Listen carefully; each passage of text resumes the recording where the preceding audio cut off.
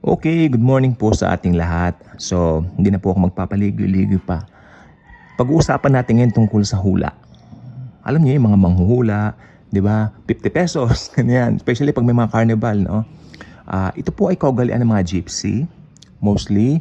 At ito po ay naging popular sa mga circus. At syempre, nang makarating din po sa kaalaman ng mga nasa kabihasnan na, well, they can know their future, ganon-ganon, naging popular po ito. Siguro alam naman po natin, kilala natin kung sino po yung pinaka-popular na mga hula sa buong mundo na bagamat matagal na pong patay, ang ngayon popular pa rin po.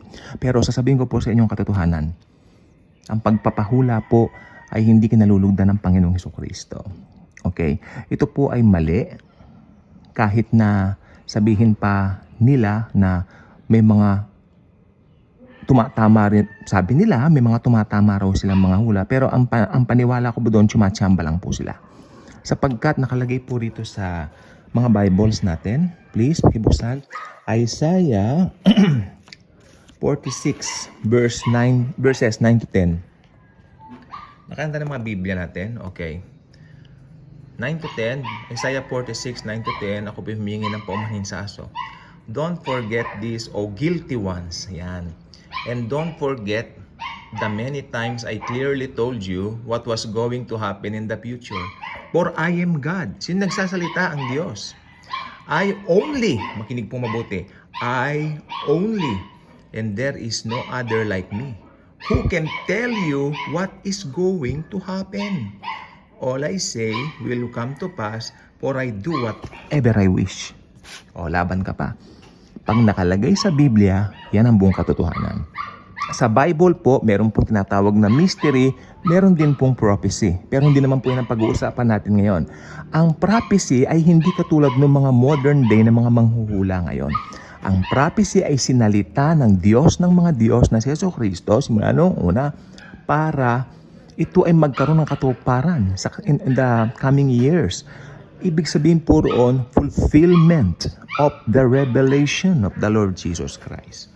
May purpose po pag nasa Biblia. Yung mga hula ngayon, ewan ko kung ano ang purpose niya, hindi ko alam. Pero ito pong gusto ko pong sabihin sa inyo. Pag sinabi ng Panginoong Jesus na siya lang ang nakababatid ng future, paniwalaan natin. Ito pa po nakalagay dito mga Bibles, please. Jeremiah 29:11, For I know the plans I have for you. Plans to prosper you and to give you future. Okay. I know. Sinong may know? Ikaw ba? Hindi. Si Jesus. Sabi ni Jesus, I know the plans I have for you. Plans to give you a hope in the future. So, ang future nasa kamay pa rin ng Panginoong Hesukristo. Yeah. Kung may narinig ka, hinulaan niya ganito si ganyan. Alam po ninyo yung sinasabi kong manghula na popular sa buong mundo. Meron pa nga siyang mga libro na ipinablish. Matagal na po, ilang siglo na po nakakaraan. Pero hanggang ngayon po, popular na popular. Iinom ako ng cup ng Milo. Maganda po sa umaga. Uy, happy 1st of December nga po pala sa atin, ano? Nare-realize natin kung gaano kabuti si Jesus, no? Bawat araw, bagong umaga, bagong pag-asa. Okay? So ito po. Ang pagpapahula po ay kasalanan. Sapagkat nilalabag mo yung katotohanan na ang Panginoon lang ang nakababatid kung ano ang mangyayari sa hinaharap. Okay, bibigyan ko po kayo ng example. Bakit ayaw ni Jesus ng pagpapahula? Ganito yon. Sabi ni Jesus kay Moises, sabihin mo sa mga Israelita, sa mga Israelites, na kumuha sila ng mana, yung pinaulan ni Jesus na tinapay sa heaven. Nagpaulan si Jesus kasi ng mana sa mga Israelita that time. Pero sabi ni, masarap po yun ha, yung manang yun. Bread from heaven siya.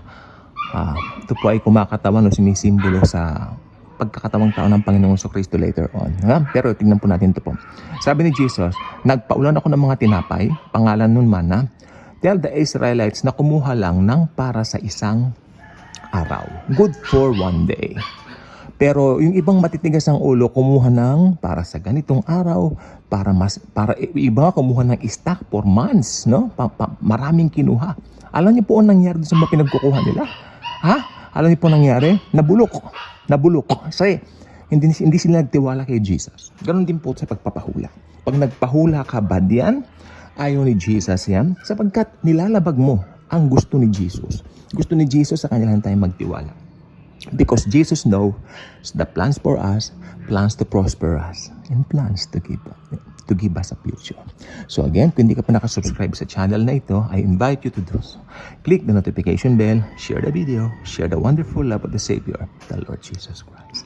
Thank you, and Jesus truly loves us all. Happy 1st of December to each and every one of us.